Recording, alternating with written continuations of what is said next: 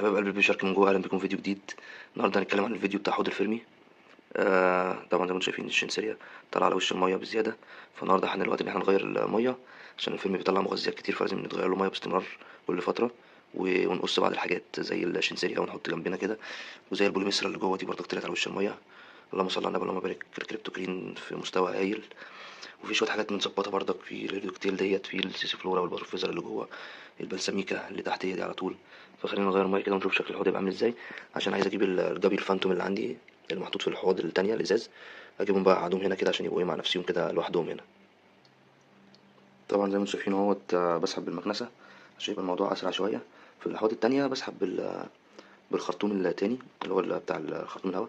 طبعا قبل ما تفكر ان انت تغير ميه او تقلل ميه او تسحب الميه اللي في الحوض، لازم تبقى طافي. يعني انا وانا موصل كل حاجه على مشترك، بروح طافي المشترك خالص عشان ابقى مريح نفسي. المشترك ده بيفصل لي الباور هيد. طبعا الاضاءه كلها محطوطه على مشترك لوحده، فعشان كده شغاله.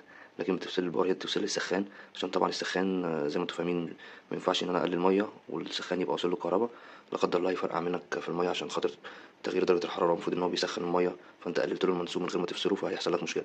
فقبل اي حاجه في تغيير الميه ان انت تبقى فاصل السخان بتاعك. طبعا انا زي ما انتم شايفين الميه بصوا بتتملي بسرعه جدا اهي، والميه نازله صفرة صفرة زي ما انتم شايفين.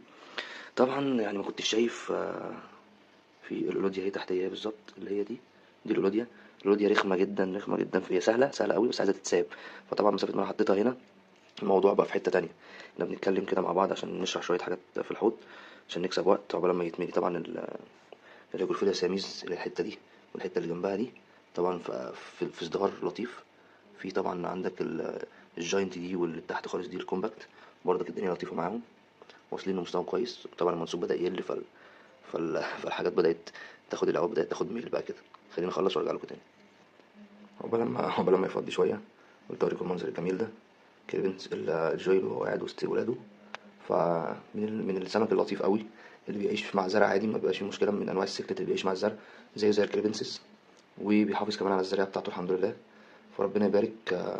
بيقعدوا معاه مثلا سكت 10 أيام أسبوعين وتقدر تفصله. أنت ممكن تفصل من دلوقتي عادي وتأكلهم أكل بودر زي هيكاري أو علف أو أرتميا، طبعا أرتميا في المقام الأول.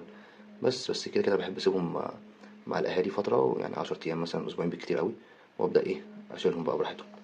فدي نبذة بسيطة كده. الحمد لله نزلنا كمية رهيبة، شلنا بتاع 3 كوارير ولا حاجة من الحوض. فهنبدأ بقى في الملي. طبعا الحمد لله تم ملي الحوض بنجاح. طبعا الإضاءة بس نسفر عشان خاطر الغالبية العظمى، لكن المية خلاص شفافة اهي، فالدنيا ظبطت نوعا ما. الحمد لله. قصيت السنشارية دي السنشارية شوية، فاللي هي تحت دي على طول دي حطيت عودين تاني جنبيها هنا. نعمل كده بس عشان الكواليتي ضاع. لميت الطفي كده على جنب مع الهيدروكتيل طبعا كل ما المها تروح مطلع لي عود كده حواليها. بس عايزين ننور اللي تحت ده بلسميكا والشنسيريا اهي، بس هي شبه السانسيت بس ليها شكل مميز فشخ. طبعا الهورنت اللي هو الفوكس تيل طبعا كان على وش المية زرعته تاني. طبعا زي ما انتم شايفين السميز بصوا عاملة ازاي، التجزيعة بتاعتها عاملة ازاي. الجاينت بردك الله اكبر الموضوع بتاعها لطيف. يعني انت رايحة فين؟ والكومباكت بردك لطيفة. عايز اوريكم الجمال اللي هنا. شوية سيسي فلورا بقى ايه، كل الكلام ده انا معقله من حاجات عاملة كده وكده، حاجات مفيش وفي ظرف ايام يعني. طبعا في حتتين فيزر هنا، بارد فيزر متداسين طبعا بالسيسي فلورا. بس البوليسميريا دي طبعا مش عارف اقصها عشان ملهاش مكان. الايام الجايه بقى هتلاقيني بقص ولو حد عايز حاجه يعني عينيا ليه اديله. البوليسميريا دي طبعا دي حبيبه القلب دي. بس اعتقدش في حاجه تانية انا لطيفه، بس بحاول ان انا اظبط اللاندرينا هنا عشان تظبط الدنيا. ويا رب خير يعني، يا مسهل دعواتكم كده.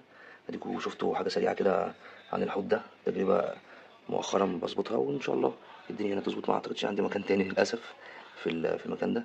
دي لو ما ظبطتش هنا نوع من انواع الجندورس تبع السولدات بتاعت الامازون، انا كده عندي منها شتله بره، لو دي ما ظبطتش اشيلها خالص واعوض مكانها باي حاجه.